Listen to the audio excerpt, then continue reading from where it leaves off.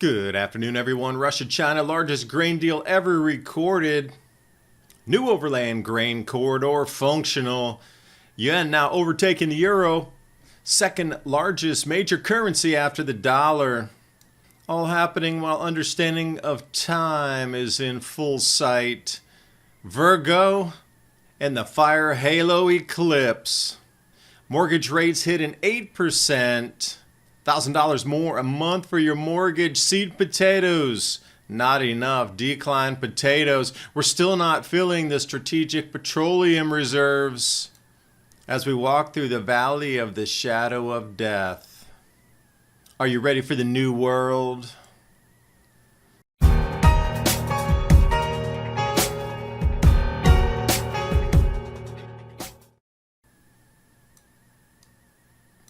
And now there are two, Chinese yuan, US dollar. And you can see why a lot of world events are happening right now. It's who's going to dominate this planet over the next 100 years. This coming from Swift data. Perhaps that's why everything is switching so swiftly. Speaking of which, Russia-China signed the largest contact and grain deal history in the history of our world. This is the largest ever signed. They're going to be utilizing the new overland grain corridor, 70 million tons, 25 billion, and that's only stage one of what is planned. And the main objective of this is to normalize and really structure the Belt and Road Initiative framework. Once these flows start moving with regular interval, the trade routes we know will be restructured and flow without U.S. intervention or ability to control that, unless China's taken out of the picture by reducing their oil. And to visualize the new overland grain corridor, it should follow something along the green line. Now, they probably will use traditional sea lanes, but with all of the Strait of Hormuz, the Suez Canal, that area being more slowly constricted, obviously the way to go is going to be rail. Outside, again, this is so important, of any U.S. control, financial as well as territorial. And another death of 1,000 cuts to the U.S. dollar dominance. China and Serbia now signing free trade agreement. Watch it. It's going to sweep from Serbia all through the Balkans. And that'll be a new flag planted in the ground for Chinese interest usurping the U.S. And also at the same time, China dumping another $22 billion in U.S. treasuries. Give us the money. We're going to buy more gold. Massive sell-off, offloading billions of treasuries. And you can see why interest rates are up and things are costing you more. And now we see China and Brazil complete first trade in local currencies, ditching the U.S. dollar. It never ends. And now from the Heritage Foundation, China abandoning the Paris Agreement, making U.S. efforts painful and pointless. And China's over there, hooray, we're out of complete control of the U.S. No more military intervention, dollar intervention. We're going to collapse it and we're going to own the next 100 years. Meanwhile, Fortune warns the S&P is heading below 3,000. Two of the biggest stock market crashes happened in October 1929 and Black Monday 1987. Seasonally, we're entering the best 6-month period for gold and silver. Along with the Fed nearing the end of their rate hikes, gold is poised to skyrocket. Call the Patriot Gold Group today before it's too late. When you call them, mention the Adapt 2030 channel. They're going to give you some great in-class service. Patriot Gold Group has the no fee for life IRA, where your IRA or 401k can be in physical gold or silver. And the no fee for life IRA is on qualifying rollovers. Give them a call. 888-546-7020. And now on with the video. That's one of the main reasons to take a deeper look into what's happening across the Middle East. All this is going on behind the scenes. The dollar is definitely losing its dominance. 6 months ago, everybody in the news was saying, don't worry about it, it couldn't happen, it'll never happen, dollar will retain. Well, it is until it doesn't. And if you see, one key ingredient here could derail all of this moving forward. If you can take away China's oil supply. They would have internal strife. Now, there could be other players out there, like Russia, of course, that would continue to supply, but it wouldn't be the level that they have now. And that's the main thing. Sure, they'll still get oil inbound, but it won't be enough to continue with their leveling economy in sort of the collapse stage right now in terms of monetary policy, interest rates. You're looking at the collapse of the real estate market. 50% of all new graduates cannot find jobs even if they hold master's or PhD degrees. There's a lot of internal problems in the country. If you can stop the oil coming from Persia, otherwise known as Iran, and also limit the amount coming from Russia, you could take China out at the knees for a bit. You could slow down this conversion of now our sold U.S. treasuries into gold. And perhaps these neocons are thinking we could stave off the de-dollarization for a little bit longer. And who knows, maybe indefinitely if the gold-backed currency cannot form and the Shanghai Gold Exchange cannot be the bedrock and the cornerstone of this new BRICS-aligned settlement currency in the beginning outside of commodities. Perhaps it all collapses, and that's what they're betting on.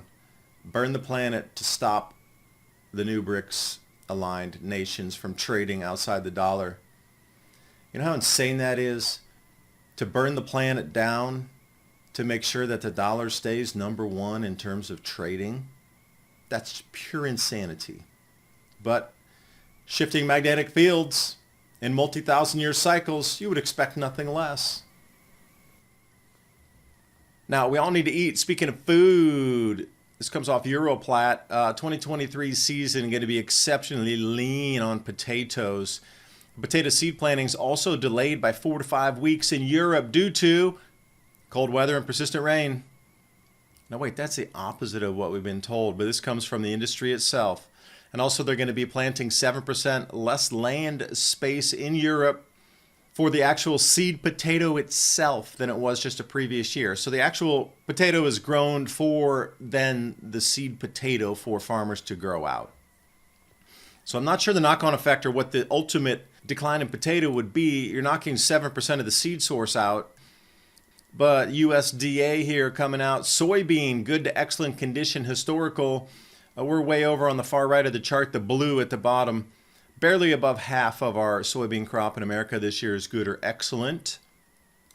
Also the corn, sitting at about the similar levels, around 52%, good or excellent. It means all the rest will be relegated to animal feed or crush for ethanol or biodiesel, one of the two. Now cotton, we're way down around 30%. I know you don't eat cotton, but a lot of things are manufactured from cotton, so you can see some price increases there coming along the way too. Everywhere you look, inflation, inflation, inflation. And if we do look at oil reserves, which makes the world go round, which is the linchpin, it is the Jenga piece in the Tower of Babel to pull this one out so China cannot receive their oil. But I am very surprised on the far right that yellow arrow points to, or the orange arrow points to, we are still not refilling our reserves. Now with all this going on in the world, and endless money printing, you'd think they could endless money print a little more money to then go buy the oil to fill our reserves. $105 billion, as handouts to countries around the world as of yesterday. In a 10-minute speech, we gave away $105 billion. Do you think they could have earmarked a little bit of that, like $1 billion, to refill our strategic petroleum reserves? And this is West Texas crude, not even Brent or something that's in Europe, and it still jumped near $90 a barrel. Brent's trading, I think, around 94. We're going to soon see over $100 per barrel oil. At the same time, inflation raging, and we're not filling the reserves. Now, speaking of inflation, you got the fuel inflation, gasoline prices going up. You got the food inflation, everything 25, 30, 50% on the on that. The housing's becoming unaffordable. And now the mortgage rate hit 8%. This is startling math here. If you're going to get a $400,000 house, 20% down payment, just 2 years ago, in 2021, you're going to have to pay $1,000 more per month to own that same house just based on the interest rate going from, say, 3.5% to 8%. Take it another step further and we look at the affordability of the house. It's the lowest on record, stretching back to 1986. And then Europe's faring no better. Look at the gas demand in Europe falling versus the 5-year average. That's demand destruction. It's too expensive. We had the new Finland pipeline go down. We had the Nord Stream go down. And the gas availability is not there. And now it's cost so much that people just aren't using it. So you can see how this whole world was on a decline phase anyway, and then suddenly all this kicks off to explain away a lot of the supply chain shortages. Inflation could just be blamed on Middle East. Gas prices, blame it on the Middle East. Food prices, well, we couldn't produce fertilizers and move everything around the world, so blame it on the Middle East. There's nothing that can't be blamed on that now. So all the world's problems and contagion and everything that affected everybody that you could have pointed a finger at a government body or politician, suddenly, no, blame it on the Middle East. It was so convenient that the complete collapse of almost everything across the planet in unison, from the housing to the inflation to the food production, and everything was ongoing anyway. And then suddenly Middle East kicks off and boom, blame it all on that. So convenient of an excuse at the exact perfect time. There is perfect time. It's the elite following the solar cycles is what we're looking at with that. Taking you back to Tartaria, 1653. This is out of the Library of Congress in the U.S. The map with China and Tartaria on it, both. Another hidden piece of history you might want to check out. Also encoded in black and white, the colors of the rulers. Geometry, time, space, dimensionality. This is in Italy. You can check out a few of the churches there to find some of the same depth of dimension. And as we come over into the time clock, the heavens, things change on the zodiac moving through its 12 signs.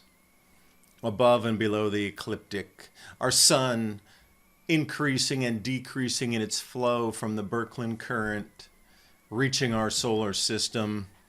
And I found it so interesting that we just had the Ring of Fire eclipse, where that had passed through the hand of Virgo, and we see the same exact iconography and symbology in this image.